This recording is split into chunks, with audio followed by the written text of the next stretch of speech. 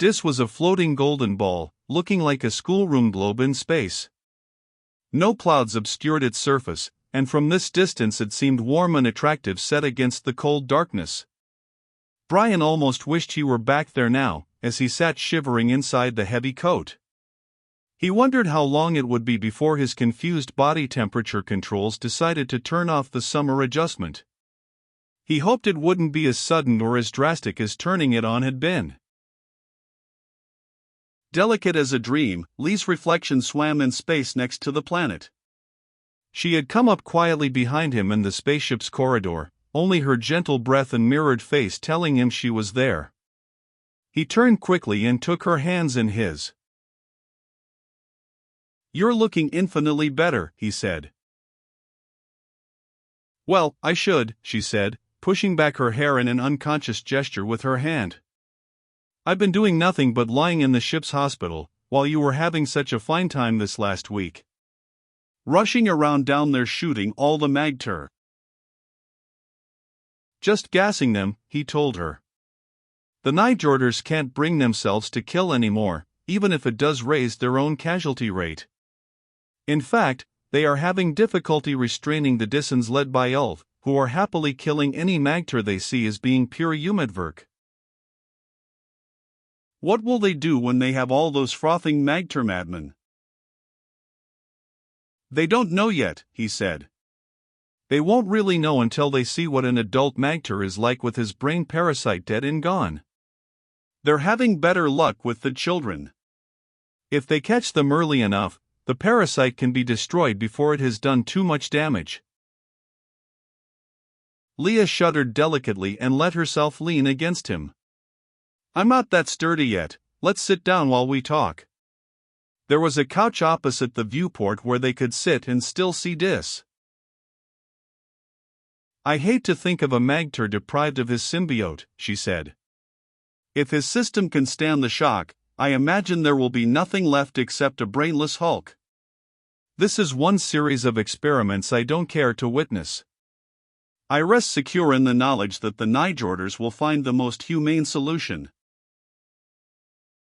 "I'm sure they will," Brian said. "Now what about us?" she said disconcertingly, leaning back in his arms. "I must say you have the highest body temperature of anyone I have ever touched. It's positively exciting." This jarred Brian even more. He didn't have her ability to put past horrors out of the mind by substituting present pleasures. "Well, just what about us?" he said with masterful inappropriateness. She smiled as she leaned against him. "You weren't as vague as that, the night in the hospital room. I seem to remember a few other things you said. And did. You can't claim you're completely indifferent to me, Brian Brand. So I'm only asking you what any outspoken Anvarian girl would. Where do we go from here? Get married?" There was a definite pleasure in holding her slight body in his arms and feeling her hair against his cheek. They both sensed it, and this awareness made his words sound that much more ugly. "Leah, darling. You know how important you are to me, but you certainly realize that we could never get married." Her body stiffened and she tore herself away from him. "Why, you great, fat, egotistical slab of meat. What do you mean by that?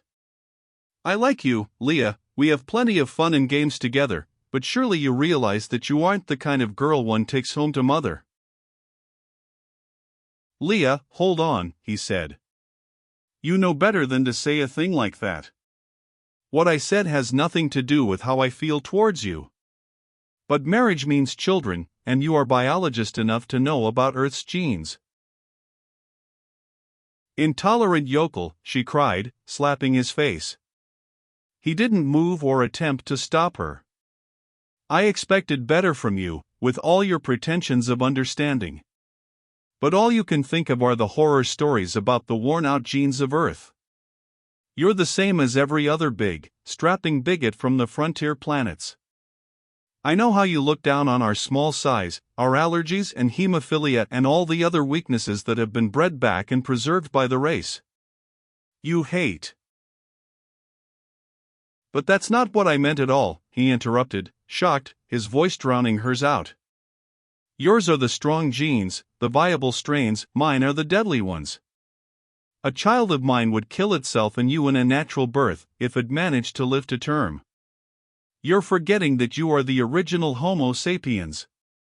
I'm a recent mutation. Leah was frozen by his words. They revealed a truth she had known, but would never permit herself to consider. Earth is home, the planet where mankind developed, he said. The last few thousand years you may have been breeding weaknesses back into the genetic pool. But that's nothing compared to the 100 millions of years that it took to develop man. How many newborn babies live to be a year of age on Earth? Why, almost all of them. A fraction of 1% die each year, I can't recall exactly how many. Earth is home, he said again gently. When men leave home they can adapt to different planets, but a price must be paid. A terrible price is in dead infants. The successful mutations live, the failures die. Natural selection is a brutally simple affair. When you look at me, you see a success. I have a sister, a success too. Yet my mother had 6 other children who died when they were still babies. And several others that never came to term. You know about these things, don't you, Leah? I know. She said, sobbing into her hands. He held her now and she didn't pull away. I know it all as a biologist, but I am so awfully tired of being a biologist, and top of my class and a mental match for any man. When I think about you, I do it as a woman, and can't admit any of this. I need someone, Brian, and I needed you so much because I loved you. She paused and wiped her eyes. You're going home, aren't you? Back to Anver. When? I can't wait too long, he said, unhappily. Aside from my personal wants, I find myself remembering that I'm a part of Anver. When you think of the number of people who suffered and died or adapted so that I could be sitting here now, well, it's a little frightening. I suppose it doesn't make sense logically that I should feel indebted to them. But I do. Anything I do now, or in the next few years, won't be as important as getting back to Anver. And I won't be going back with you. It was a flat statement the way she said it, not a question. No, you won't be, he said. There is nothing on Anver for you. Leah was looking out of the port at Dis and her eyes were dry now. Way back in my deeply buried unconscious I think I knew it would end this way, she said. If you think your little lecture on the origins of man was a novelty, it wasn't. It just reminded me of a number of things my glands had convinced me to forget. In a way, I envy you your weightlifter wife-to-be, and your happy kitties. But not very much.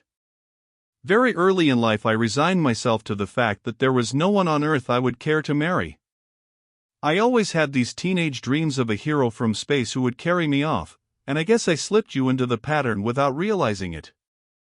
I'm old enough now to face the fact that I like my work more than a banal marriage, and I'll probably end up a frigid and virtuous old maid, with more degrees and titles than you have shot-putting records. As they looked through the port, Dis began slowly to contract. Their ship drew away from it, heading towards Nijord. They sat apart, without touching now. Leaving Dis meant leaving behind something they had shared. They had been strangers together there, on a strange world. For a brief time their lifelines had touched. That time was over now. Don't we look happy? Hai said, shambling towards them. Fall dead and make me even happier then, Leah snapped bitterly. Heiss ignored the acid tone of her words and sat down on the couch next to them. Since leaving command of his rebel Nijord army, he seemed much mellower. "Going to keep on working for the Cultural Relationships Foundation, Brian?" he asked. "You're the kind of man we need." Brian's eyes widened as the meaning of the last words penetrated. "Are you in the CRF?"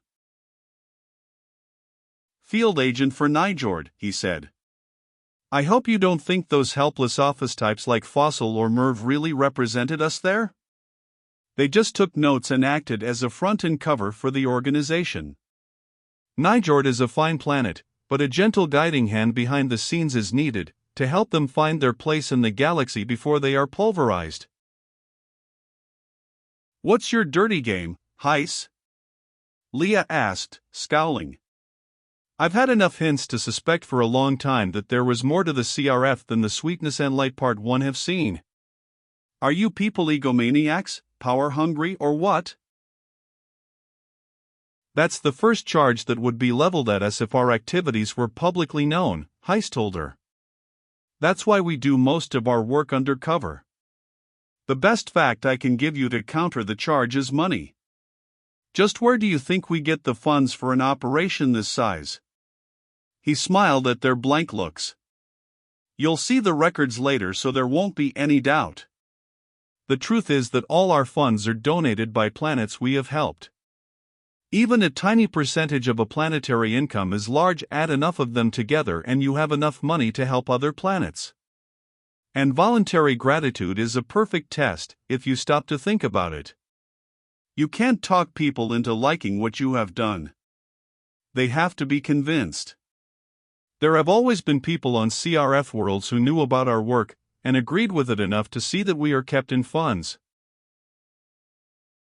"Why are you telling me all this super secret stuff?" Leah asked. "Isn't that obvious? We want you to keep on working for us." "You can name whatever salary you like. As I've said, there is no shortage of ready cash." Heiss glanced quickly at them both and delivered the clinching argument. "I hope Brian will go on working with us too. He is the kind of field agent we desperately need, and it is almost impossible to find." "Just show me where to sign," Leah said, and there was life in her voice once again.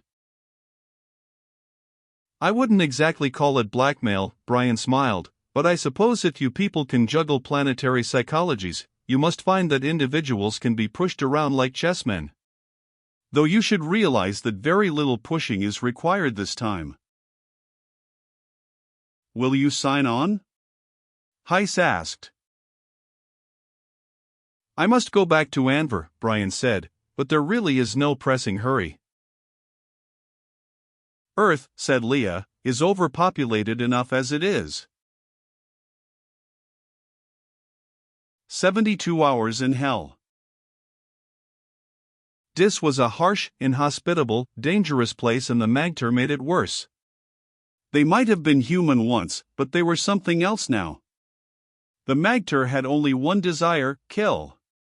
Kill everything, themselves, their planet, the universe if they could. Brian Brand was sent in at the 11th hour.